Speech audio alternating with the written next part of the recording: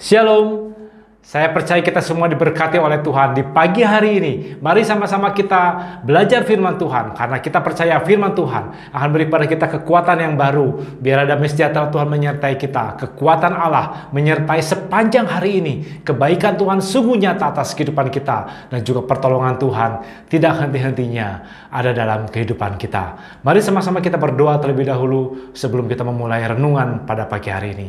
Bapa, kami mengucap syukur biar kiranya damai sejahtera Tuhan menyertai kami, pertolongan Tuhan tidak henti-hentinya ada dalam kehidupan kami. Kami percaya ketika kami memulai hari kami di dalam Tuhan, maka Tuhan akan memimpin kehidupan kami. Kami akan menyaksikan, kami akan mengalami hal-hal yang luar biasa bersama dengan Tuhan. Sepanjang hari ini kami hidup di dalam berkat Tuhan, kemurahan Tuhan, kebaikan Allah saja. Terima kasih Bapak, kami percaya firman Tuhan pada pagi hari ini menguatkan kami, dan hidup kami boleh senantiasa diubahkan oleh Allah saja. Terima kasih Bapak, kami sungguh mengucap syukur. Hanya di dalam nama Tuhan Yesus kami sudah berdoa. Amin. Baik saudara sekalian, mari sama-sama kita akan terlebih dahulu membuka kebenaran firman Tuhan dari Markus 2 ayat 1 sampai dengan ayat yang ke-12. Saya akan bacakan bagi Bapak Ibu saudara sekalian. Kemudian sesudah lewat beberapa hari, waktu Yesus datang lagi ke Kapernaum, tersiarlah kabar bahwa ia ada di rumah. Maka datanglah orang-orang berkerumun sehingga tidak ada lagi tempat, bahkan di muka pintu pun tidak, sementara ia memberitakan firman kepada mereka. Ada orang-orang datang membawa kepadanya seorang lumpuh, digotong oleh 4 orang. Tetapi mereka tidak dapat membawanya kepadanya, karena orang banyak itu.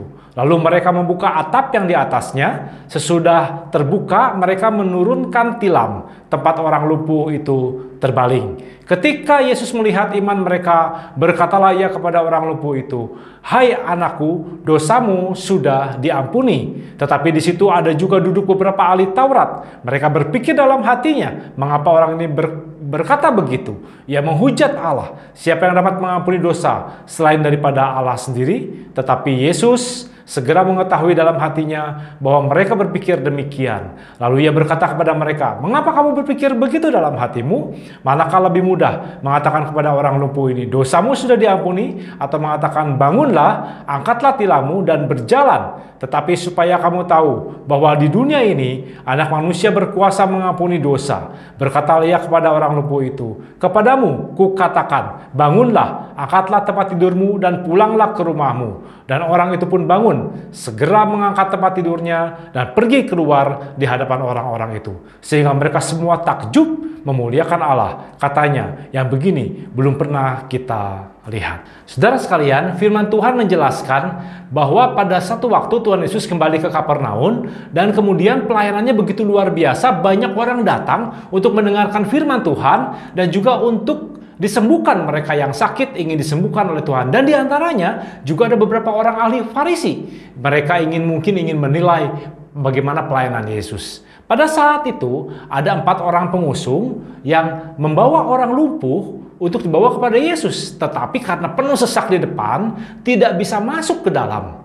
Sehingga mereka akhirnya berunding dan mungkin berinisiatif, dan mereka naik ke rumah itu dan diturunkanlah dari atap sampai di hadapan Yesus.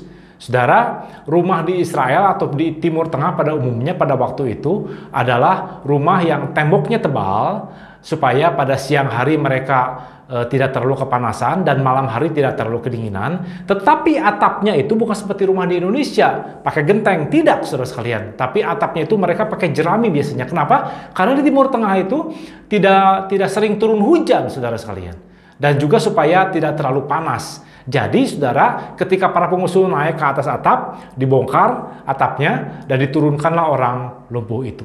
Pada saat orang lumpuh itu turun di hadapan Yesus, Tuhan Yesus berkata bahwa Tuhan Yesus melihat iman, bukan iman dari orang lumpuh itu, tapi iman para pengusung itu. Dan kemudian Tuhan Yesus singkat cerita menyembuhkan orang yang lumpuh itu. Saudara sekalian, saya ingin menyampaikan pada Bapak Ibu saudara sekalian bahwa di dalam kehidupan ini ada hal-hal yang luar biasa yang bisa kita terima dari Tuhan.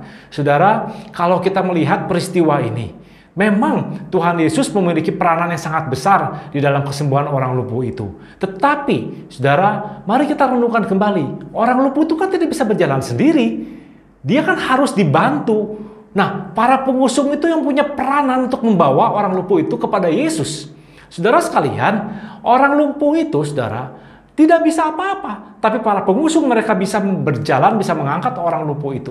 Ketika sampai di hadapan rumah itu, dan mereka tidak bisa masuk, para pengusung itu kemudian berinisiatif untuk mengangkat naik ke atas dan menurunkan orang lumpuh itu di hadapan Yesus. Saya membayangkan begini loh, kalau orang lumpuh itu sampai diturunkan kemudian terpeleset atau miring atau jatuh, wah, maaf bicara saudara sekalian, bukan sembuh, mati-mati saudara ya. Tapi saudara sekalian, kenapa para pengusung itu kok mau sampai rela menurunkan orang lumpuh itu dari atas atap turun sampai di hadapan Yesus? Dan kemudian Tuhan Yesus juga memperhitungkan iman daripada para pengusung itu. Saudara, saya membayangkan begini loh, para pengusung itu mungkin salah satu di antara mereka adalah orang yang sudah pernah disembuhkan oleh Yesus. Sehingga begini, ketika ada orang lumpuh sakit dan Yesus pulang ke Kapernaum, salah satu dari pengusung itu pasti agak sedikit memaksa atau mempromosikan Yesus lah kira-kira begitu ya, untuk membawa orang lumpuh itu kepada Yesus. Sehingga akhirnya bersepakatan mereka berempat akhirnya mengangkat orang itu untuk sampai kepada Yesus. Nah, ketika sampai di depan rumah itu tidak bisa masuk. Saya yakin orang ini atau pengusung ini yang satu ini pasti dia akan bicara lagi bahwa dia sudah mengalami kesembuhan dari Yesus atau dia sudah mengalami jamahan dari Tuhan. Oleh karena itu meyakinkan 3 orang pengusung yang lain untuk naik ke atas atap dan menurunkan orang lumpuh itu. Saya percaya kalau misalnya pengusung ini semuanya 4-4-nya ini tidak pernah mengalami jamahan Tuhan, boro-boro mau naikin ke atas atap dan menurunkan orang lumpuh itu di hadapan Yesus. Karena mereka tidak pernah punya pengalaman dalam hal itu, saudara sekalian. Tetapi karena minimal salah satu orang pengusung itu punya pengalaman bersama dengan Yesus, oleh karena itu pengusung ini meyakinkan teman-teman yang lain dan juga meyakinkan si orang lumpuh ini untuk dinaikkan ke atas atap dan kemudian diturunkan di rumah itu di hadapan Yesus. Oleh karena itu tadi saya katakan, Yesus memperhitungkan iman daripada para pengusung itu. Saudara, dalam kehidupan ini mungkin kita dalam setiap pelayanan kita bukan orang yang dikenal. Mungkin kita seperti para pengusung itu, namanya saja tidak tahu. Tetapi saudara sekalian, bukankah peranan pengusung itu sangat besar? Orang lumpuh itu bisa disembuhkan oleh Yesus karena peranan para pengusung itu. Oleh karena itu setiap pengusung yang ada itu pasti mereka seharusnya adalah orang-orang yang pernah mengalami jamahan Tuhan. Orang-orang yang pernah mengalami kuasa Tuhan. Orang-orang yang pernah mengalami mujizat Tuhan. Sehingga dia mau membawa, meyakinkan teman-teman pengusung yang lain dan juga membawa orang lumpuh ini di hadapan hadirat Yesus. Saudara sekalian, apakah saudara sudah menjadi para pengusung yang mengalami hadirat Tuhan? Apakah saudara sudah menjadi para pengusung yang pernah mengalami jamahan Tuhan? Apakah saudara adalah para pengusung yang pernah disembuhkan, dipulihkan oleh Allah? Saya percaya kalau saudara pernah mengalami semuanya itu, saudara pasti akan mempromosikan Yesus. Saudara pasti akan berbicara kepada banyak orang, meyakinkan banyak orang bahwa Yesus adalah Tuhan dan Raja. Dia adalah Tuhan yang mampu menyembuhkan setiap orang yang sakit. Dia adalah Tuhan yang mampu menyelamatkan kita semua. Tetapi kalau kita tidak pernah berpengalaman dengan Yesus, maka kita pasti tidak akan pernah juga menceritakan hal-hal ini kepada orang lain. Saya mau tanya pada Bapak Ibu Saudara sekalian, semasa pandemi ini dari bulan Maret sampai sekarang, apakah saudara pernah menyampaikan kabar tentang Yesus? Apakah saudara pernah menceritakan bahwa Yesus Allah yang berkuasa kepada orang-orang sekitar kita? Oh ya Pak, mungkin kita kan nggak ketemu. Ya, tapi bukankah kita bisa via telepon, kita bisa via WA menyaksikan cinta kasih Tuhan?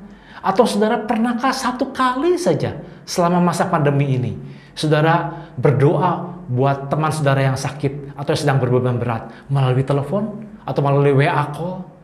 Saudara sekalian, kalau saudara berpengalaman dengan Yesus, pasti saudara punya kerinduan untuk menjadi berkat bagi banyak orang.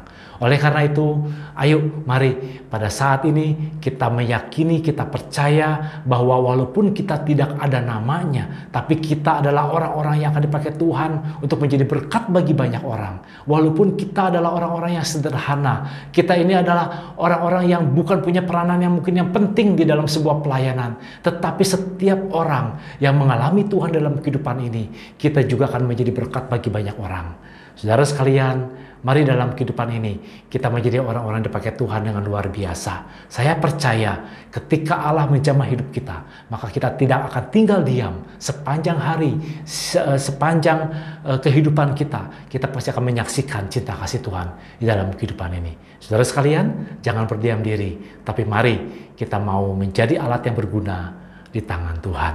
Mari sama-sama kita berdoa mengucap syukur untuk firman Tuhan. Bapa, di dalam nama Yesus kami percaya ada kuasa Tuhan menjamah kami semua. Biarlah kebaikan Tuhan sungguh nyata atas kehidupan kami. Jadikan kami adalah para pengusung-pengusung yang walaupun kami mungkin nama kami tidak disebutkan, tetapi kami adalah orang-orang yang akan dipakai Tuhan dengan luar biasa. Kami mengalami kuasa Tuhan, kami mengalami jamahan Tuhan, dan kami tidak akan tinggal diam untuk menyaksikan cinta kasih Tuhan di dalam kehidupan ini. Kami berdoa biar kiranya kasih setia Tuhan boleh menjamah kami semua, supaya kami boleh menjadi alat yang berguna di tangan Tuhan. Kami boleh mengalami terus kuasa Tuhan dalam kehidupan ini. Kami menjadi saksi Tuhan kemanapun kami pergi, dan kami boleh terus mengalami kuasa Allah yang tak terbatas itu. Kami mengucap syukur biar kiranya segala kebaikan Tuhan nyata atas kehidupan kami. Dan hamba-Mu saat ini berdoa bagi saudara-saudara kami yang sedang sakit, yang sedang berbeban berat. Pada pagi hari ini kami percaya ada kuasa Tuhan boleh menjamahnya. Oleh bilur-bilur-Mu, oleh kuasa Allah saja, saudara-saudara kami disembuhkan oleh Tuhan. Dan yang sedang berbeban berat, kami percaya ada kuasa Tuhan, ada kebaikan Tuhan sungguh nyata, ada pengurapan dari Allah saja yang membuat hidup kami boleh berkemenangan bersama dengan Tuhan. Setiap masalah, setiap pencobaan kami akan lalui bersama dengan Allah saja. Oleh karena itu Tuhan beri kepada kami terus kekuatan untuk kami boleh mengalami segala kebaikan Tuhan di dalam kehidupan ini. Terima kasih Bapa, kami percaya Allah menyertai kami sepanjang hari ini. Kami hidup dalam berkat Tuhan sepanjang hari ini. Kami hidup di dalam kasih setia Tuhan sepanjang hari ini. Kami juga ada hidup di dalam naungan Allah saja, dan kami boleh berhasil bersama dengan Tuhan. Terima kasih Tuhan Yesus, kami semua mengucap syukur. Hanya di dalam nama Tuhan Yesus kami sudah berdoa. Amin. Puji Tuhan saudara sekalian, sampai bertemu di dalam episode selanjutnya. Amin.